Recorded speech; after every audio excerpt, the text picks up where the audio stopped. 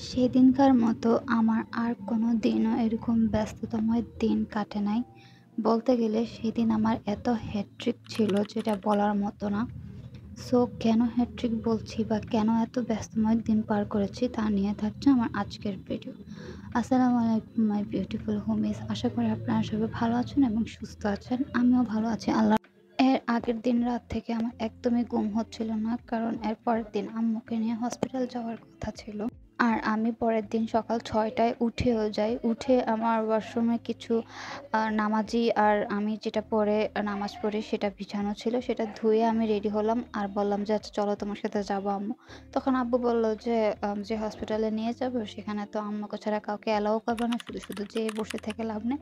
তো আম্মুকে আর আব্বুকে নিচে বিদায় দিয়ে এসে রেডি হয়ে আমার কলেজে চলে আসি। আমার কলেজে সেদিন কিছু ইম্পর্ট্যান্ট কাজ ছিল।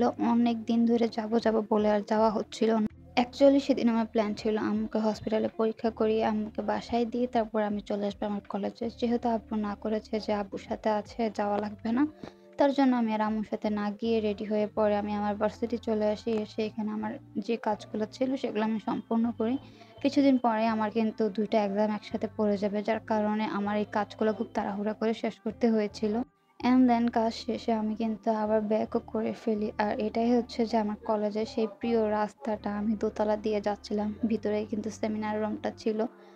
আর এদিকে একটা আপু আমাকে জিজ্ঞেস করতেছিল যে ফুচকার স্টলটা কোথায় বসেছে? খুবই ফানি না? এই কলেজেই পড়ে কিন্তু জানে না যে ছোট ফুচকার স্টলটা কোথায় বসে। এনিওয়েজ যাই হোক, আমাকে জিজ্ঞাসা করেছিল তো আমি বলে দিয়েছিলাম। আর তারপরেই তো আমি অটোতে উঠে গেলাম। ফার্স্টে তো আম্মুকে সকালবেলা নিয়ে যাওয়ার কথা ছিল, যেটা মিস হয়ে গিয়েছিল। তারপর আমি ভার্সিটি আসলাম। এখানে আমি আমার কাজ শেষ করলাম।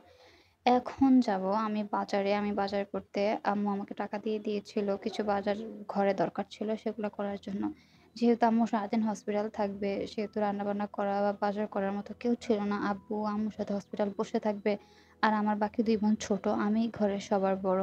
যেহেতু আমি সবার বড় তাই আমার দায়িত্বটাও সবচেয়ে বড় মানে সবার বেশি দায়িত্বটা আমার কাঁধের উপরেই এসে পড়ে। ঘরে যদি কোনো প্রবলেম হয় তাহলে সেই প্রবলেমটাকেও আমার ট্যাকেল দিতে হয় এবং সংসারটাকেও আমার সামলাতে হয়। সেদিন আমার ফার্স্ট টাইম এত ভয় লেগেছিল যে আয় হায়! আমি কি পারবো আম্মুর মতো সবকিছু সুন্দর করে গুছিয়ে কমপ্লিট করে রাখতে? আমি কি পারবো আম্মুর মতো এত সুন্দর করে রুম ঘর গুছিয়ে রাখতে? মানে আমি পুরোটা রাস্তা অটোতে বসে এগুলা চিন্তা করতেছিলাম যে আমার দ্বারা কি হবে আম্মুর মতো? তারপর আমি গতকাল রাতেই কিন্তু হালকা করে রান্না করে রেখে দিয়েছিলাম, যাতে পরের দিন আমি জাস্ট টাচ আপ দিয়ে সবাইকে খাবারটা সার্ভ করে দিতে পারি। কারণ একদিনে এত কাজ করা আসলেই পসিবল না। যারা অ্যাকচুয়ালি ঘর সামলে বাহিরও সামলায় তারা জানে আসলে এই কাজগুলো কত হ্যাট্রিক হয় বা কত কষ্টের একটা কাজ হয়। যাই হোক, আমি একটা ট্রানজিট পার করে এসে আরেকটা ভেহিক্যালসে উঠে গেলাম। কারণ আমার এখন যাওয়া লাগবে রাজগঞ্জে।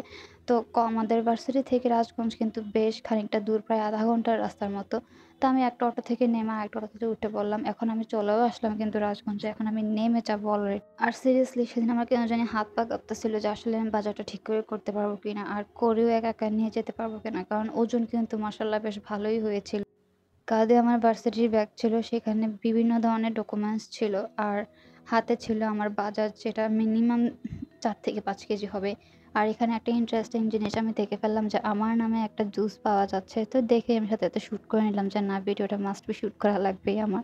তারপর আর কি, ফার্স্টে আমার কিছু অ্যাক্সেসরিজ দরকার ছিল, সেগুলো আমি নিয়ে নিলাম এখান থেকে। এখান থেকে নিয়ে আমি সোজা চলে গেলাম কাঁচা বাজারে। আম্মু যা আমাকে নিতে বলেছিল সেখান থেকে আমি তাড়াতাড়ি নিয়েছি। আর সিরিয়াসলি আমার ততক্ষণ পর্যন্ত ভয় লাগে নাই, যতক্ষণ আমি আমার অ্যাক্সেসরিজ গুলো নিচ্ছিলাম। অ্যান্ড দেন যখন আমার অ্যাক্সেসরিজ নেওয়া শেষ, তখন আমার কাছে মনে হচ্ছিল আমি কি পারবো আব্বুর মতো বাজার করতে? বা আমি যে বাজারটা করবো সেটা কি আম্মুর মন মতো হবে কিনা? সো যাই হোক, আমি যত ঘাবড়াবো তত আমার সময় লস হবে আর বাসায় যেতেও আমার দেরি হয়ে যাবে।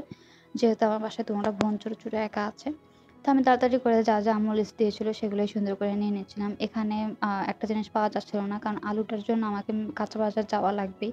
তো এখান থেকে নিয়ে আমি আবার কাঁচা বাজারে চলে গেলাম আলুর জন্য। তারপর এখান থেকে আলু নিয়ে এই তো সোজা বাসায় চলে আসলাম। ট্রাস্ট মি, আমার সেদিন খুব কষ্ট হয়েছিল। আর সেদিন আমি বুঝি যে আম্মু লাইফে অনেক বড় একটা ভূমিকা পালন করে আমাদের জন্য। তো এনিওয়েজ যাই হোক, এই ছিল আমার আজকের ভিডিও। ভিডিওটা ভালো লেগে থাকলে অবশ্যই লাইক, কমেন্ট এবং শেয়ার করে দিয়ে আমার পাশে থাকবেন এবং মাস্ট বি আমার পেজটিকে ফলো করে দিবেন এরকম আরও নতুন ও সুন্দর ভিডিও পাওয়ার জন্য। অ্যান্ড অলসো আপনার ফ্রেন্ডস আর ফ্যামিলিকেও আমার ভিডিওগুলো শেয়ার করে দিবেন।